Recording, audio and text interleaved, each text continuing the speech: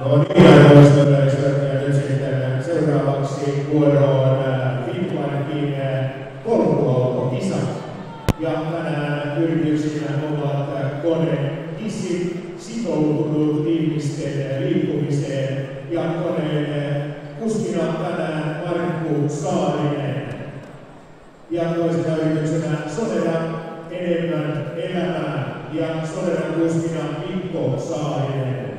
Ja kolmantena yrityksenä tänään Finnpark varasta pysäköintipalvelua ja Finnparkilta polkuauton ratissa Johanna Saarinen.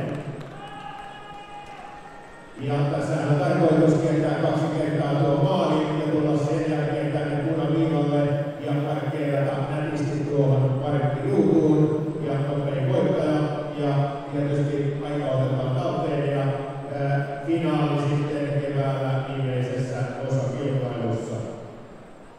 Ja antamastani merkistä kuskit valmiina.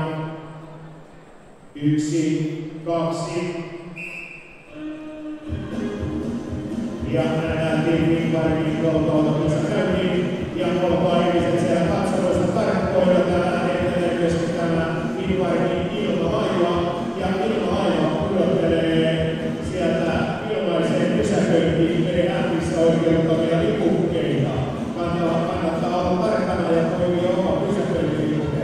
Ja siellä tulee näyttävästi johdossa Finnparkin Johanna Saarinen ja vielä siihen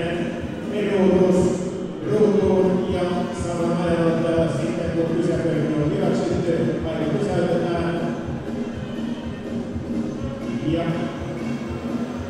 nyt oli pysäköinti hyväksytty ja täältä löytyi vasemmasta reunasta voittaja ja eli on väärässä niin oli Sonera ja Mikko Saarinen. Kyllä, eli Sonera ja Mikko Saarinen oli tämän ilman Finnparkin polkuautokisan voittaja ja aika oli 43,9 sekuntia.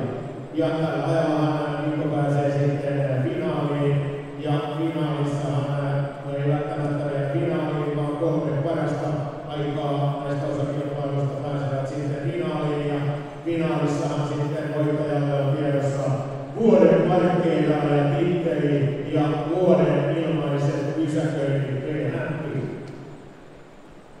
Kiitokset osallistujille, olitte hyvän asian puolesta.